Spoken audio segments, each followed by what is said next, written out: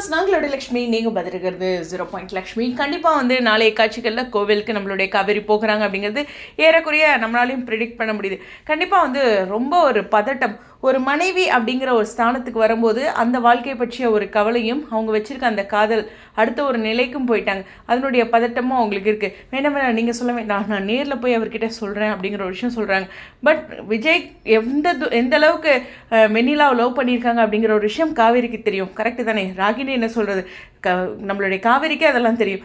இருந்தாலும் விஜயோட முடிவு என்னங்கிறது ரசிகர்களுக்கு தெரிஞ்சாலும் இதை எந்த கோணத்தில் கொண்டுட்டு போகிறாங்க அப்படிங்கிற ஒரு விஷயம் இருக்குது. நாளைய எபிசோடு வந்து ஒரு பதட்டத்தோடைய ஒரு ஃப்ரைடே எபிசோடோட எண்ட் இருக்கும் அப்படின்னு நினைக்கிறேன்.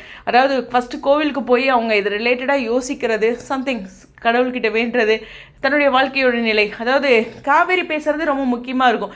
இன்றைக்கி எபிசோட்லேயே காவேரி வந்து ஒரு பதட்டமாகி இல்லை நானே சொல்கிறேன் அப்படிங்கிற இந்த லெவலில் நம்ம கொஞ்சம் இந்தளவுக்கு எதிர்பார்க்கலையோ அப்படிங்கிற மாதிரி தான் இருக்கும். ஏன்னா ஒவ்வொரு எபிசோடுமே நம்ம சரி இதெல்லாம் ஒன்றும் இல்லை அப்படிங்கிற மாதிரி கேஷுவலாக எடுத்துகிட்டு இருக்கோம். பட் ஆனால் டீப்பாக கொடுக்குறாங்க ஒரு எபிசோடுமே இல்லையா? நம்ம என்ன நினைக்கிறோம் அப்படின்னா விஜய் வந்து இது ரெண்டையுமே கடந்து வரணும் அப்படிங்கிற ஒரு விஷயத்துக்கு மூவ் ஆன் ஆவார் அப்படிங்கிற மாதிரி நினச்சாலும் அதனுடைய ஒரு சீரியஸ் ஃபேக்டரில் போயிட்டுருக்காங்க அவங்க எபிசோடை பொறுத்தவரை. டே பை டே அப்படிங்கிறது தான் ஒரு என்ன சொன்னால் ஒரு பீக்கு போயிட்டு அப்புறம் தான் ஒரு முடிவு வரும், ரைட்டா? ஸோ இருந்தாலும் இந்த இடத்துல வந்து காவேரி கோவிலில் அந்த பதட்டப்படும் போது பேசுகிற அந்த வார்த்தைகள் அடுத்த வார்த்தைக்கான ஒரு அடித்தளமாக இருக்கும். இருந்தாலும் விஜயோட முடிவு தான்.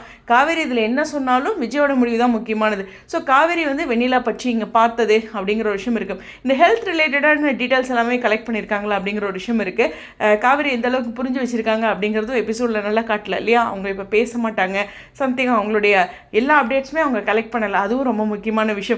ஃபர்தராக அவங்க மறுபடியும் வெண்ணிலா கூட வெளியில் இருக்கிறது, சம்திங் அது மாதிரியான விஷயங்கள்லாம் நம்ம ஷூட்டிங் ஸ்பாட்டில் பார்த்துருக்கோம். இந்த ரிலேட்டடாக நாளை எபிசோடில் வரப்போகிறது கிடையாது.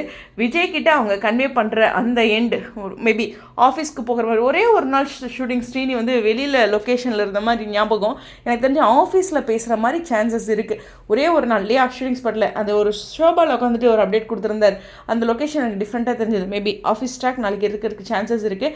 விஜய் கிட்ட அவங்க எப்படி கன்வே பண்ணுவாங்க, கோவிலில் அவங்க எப்படி ப்ரிப்பேர் பண்ணுறாங்க, இது நாளைக்கான எபிசோடில் ரொம்ப ஹைலைட்டடான விஷயம்.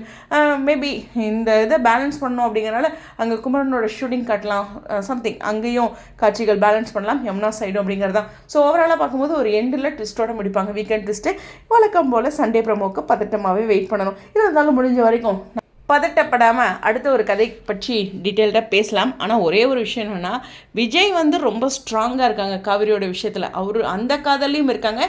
பட் இது வந்து ஒரு சாஃப்ட் கார்னராக யோசிப்பார் அப்படிங்கிறது தான் என்னுடைய ஃபர்ஸ்ட் ப்ரெடிக்ஷனாக வைக்கிறேன். ஓகேவா? உங்களுடைய கருத்துக்கா ஸ்டேடியோன்.